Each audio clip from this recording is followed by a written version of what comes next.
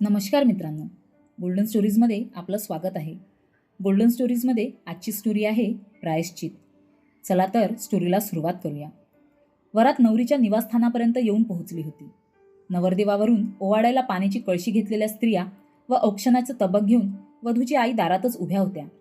नवरदेवाला घोड्यावरून उतरवून घेण्यासाठी वधूचे वडील आणि भाऊ पुढे आले. घोड्यावरून उतरतानाच नवरदेव भडकला. कसाबसा उभा राहिला, पण बोहल्यापर्यंत पोहोचतो त्या दोघांच्या लक्षात आलं, नवरदेव भरपूर दारू ढोसून आलेला आहे, त्यामुळे त्याच्या चालताना तोल जातो. कसंबसं त्याला स्टेजपर्यंत आणून खुर्चीवर बसवलं. बापलेकाचं डोळ्यांच्या भाषेतच बोलणं झालं. मुलानं वडिलांचं टेन्शन कमी करण्यासाठी हळूच म्हटलं, बाबा, कदाचित लग्नाच्या आनंदात त्यांना जास्त झाली असेल, काळजी करू नका. तो पुढे काही बोलणार होता, तेवढ्यात वधूवेशात नटलेली तनिषा तिच्या मैत्रिणीच्या घोडक्यात स्टेजवर पोहोचली. तिच्या हातातली वरमाला त्याच्या गळ्यात घालायला त्याला खुर्चीतून उठून तिच्यासमोर उभं राहायला हवं होतं. दोनदा तो कसाबसा उठला आणि पुन्हा खुर्चीवर धपकन बसला. दोघांनी धरून त्याला उभा केला. तनिषाच्या गळ्यात माळ घालण्यासाठी त्याच्या हातात फुलांचा हार दिला. त्यानं हात उचलले, पण ते खाली आले. दोनदा असंच झाल्यावर लोक कुजबुजायला लागले. वधूवेशातल्या लाजऱ्याबुजऱ्या तनिषानं हा सगळा प्रकार बघितला आणि तिचं डोकं तडकलं. हातातली वरमाला तिनं स्टेजवर फेकली आणि ती कडाडली. मला अशा दारुड्याशी लग्न करायचं नाहीये. ताडकन वळून ती चालायला लागली. या अनपेक्षित घटनेनं सगळेच भांबावले. तनिषाला अडवायला मैत्रिणी धावल्या, तोवर तिनं आपल्या खोलीत जाऊन धाडकन दरवाजा लावून घेतला. तनिषा, दार उघड, पुन्हा पुन्हा आईवडील म्हणत होते. तनिषानं सांगितलं, एकाच अटीवर दार उघडेन, माझा निर्णय कुणी बदलायचा नाही. तिनं दार उघडलं तेव्हा तिनं वधूवेश व सगळा शृंगार उतरवून नेहमीचे साधे कपडे घातले होते. अगं, वेळ लागलाय का तुला, आईनं म्हटलं. अशी दारातून वरात परत पाठवतात का कुणी? विचार कर एकदा. लग्न मोडलं तर पुन्हा लग्न करताना किती प्रॉब्लेम येतात. इतका झालेला खर्च वाया जाईल. दूरदूरच्या गावाहून पाहुणे आले आहेत. तू आताहीपणा करू नको, पुढे सगळं नीट होईल. आईला अजूनही काही बोलायचं होतं, पण बाबांनी मध्येच तिला अडवलं. तिचा निर्णय योग्य आहे. मी माझ्या मुलीला विहिरीत ढकलू शकत नाही. लग्नासारख्या पवित्र कार्यात तो असा पिऊन आला आहे, तर त्याची खात्री कुणी द्यायची? एरवीही तो पितच असेल. लग्नानंतरही त्यानं दारू नाहीच सोडली तर? माझी लेक शिक्षित आहे, नोकरी करते, तिला तिच्या आयुष्याचा निर्णय घ्यायचा हक्क आहेच. मी जरा इकडे मुलांच्या मंडळीची परिस्थिती बघतो. निर्णय फक्त तनिषा घेईल. हिच्याबरोबर तुमचीही बुद्धी भ्रष्ट झाली का? ती लहान आहे, तुम्ही जरा विचार करा ना. आईला अश्रू आवरेनात. मी जीव देईन, पण व्यसनी दारुड्या माणसाशी लग्न करणार नाही. माझ्या मित्रमैत्रिणींमध्ये किती हसू झालंय माझं. दारुड्याची मी नक्कल करायची, दारूबंदी झालीच पाहिजे म्हणून वाद घालायची, आणि माझ्याच नशिबी असा दारुड्या यावा, शक्यच नाही. तनिषानं आपला निर्णय सांगितला. आईची रेकॉर्ड सुरू झाली. म्हणूनच म्हणत होते, मुलीला फार शिकवायची गरज नाहीये. आता भोगा आपल्या कर्माची फळं. आमच्या वेळी तर ती अजूनही पुढे बोलणार.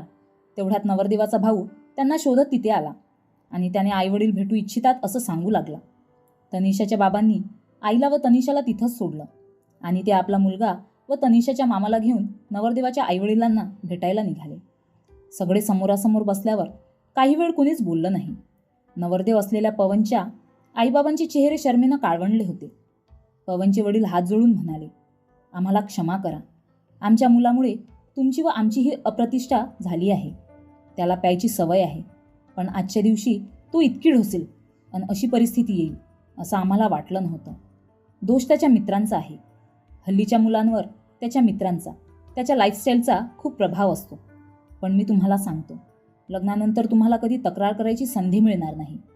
कृपा करून हे लग्न लावून द्या, नातं तोडू नका. यातच दोन्ही कुटुंबांचं भलं आहे.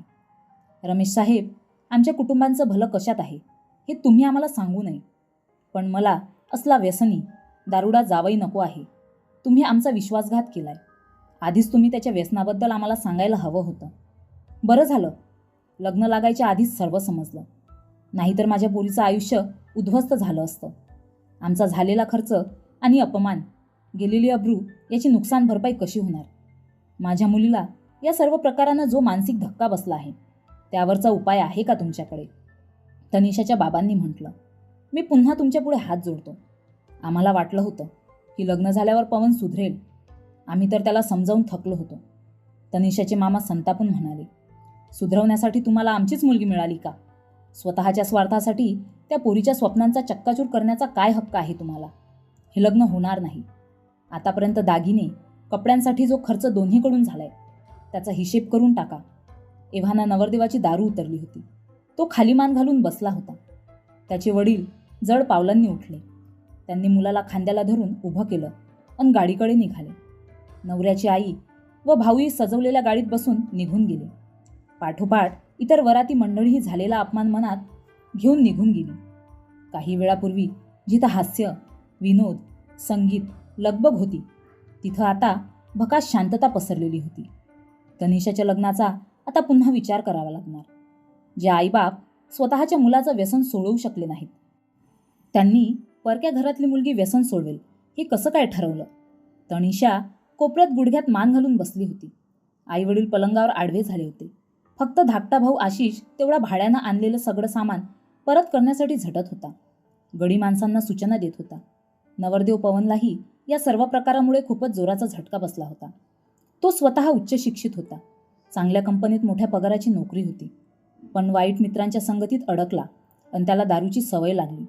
सवयीचं पर्यावसन व्यसनात झालं. पण ऐन लग्नाच्या मुहूर्तावर मित्र इतकी दारू पाजतील असं त्याला कधीच वाटलं नव्हतं. सगळ्या प्रकारानं त्याला अंतर्बाह्य हादरवलं होतं. त्याला स्वतःचीच किळस वाटली. घृणा आली. आईवडील, नातलग सगळेच किती अपमानित आणि दुःखी झाले होते. त्यांचा असा अपमान करण्याचा, नातलगांसमोर त्यांना खाली मान घालायला लावण्याचा त्याला काय अधिकार होता? त्याला खूपच पश्चाताप वाटत होता. हे सगळं बदलायला हवं, प्रायश्चित घ्यायला हवं. एकदा ठरवल्यावर अशक्य काहीच नसतं. सगळ्यात आधी त्यानं त्या मित्रांची संगत सोडली. दारूच्या बाटल्या गटारात रिकाम्या केल्या. आईवडिलांच्या पायाला विडखा घालून मनसोक्त रडून घेतलं. त्यांची परोपरीनं क्षमा मागितली. त्या क्षणी ते काही बोलले नाहीत. पवनला तनिषाच्या घरी जाण्याचं धाडस झालं नाही. पण त्यानं तिच्या मोबाईलवर क्षमायाचना करणारा व दारूला कायमची सोडचिठ्ठी दिली असल्याचा मेसेज तेवढा टाकला. झाल्या प्रकारासाठी तो सर्वस्वी दोषी असून या कृत्यासाठी प्रायश्चितही घेतो आहे हेही कळवलं. तनिषानं काहीच प्रतिक्रिया दर्शवली नाही. पवननं सरळ डॉक्टरांच्या सल्ल्यानं उपचार सुरू केले. समुपदेशन, व्यायाम, उपचार यामुळे बदल दिसू लागला. ऑफिस व घर यातच तो मन रमवू लागला. जोडीला व्यायाम, चांगलं वाचन याचाही आधार होता. सुरुवातीला दारूची फार आठवण यायची, जीवाची तगमग व्हायची. पण हळूहळू सगळंच सावरलं. पवनच्या आईवडिलांनाही हा सुखद बदल आवडला. ते मनोमन तनिषाला धन्यवाद देत होते. तिनं अपमान करून धुळकावून लावल्यामुळे पवन असा बदलला आहे हे त्यांना लक्षात आलं होतं.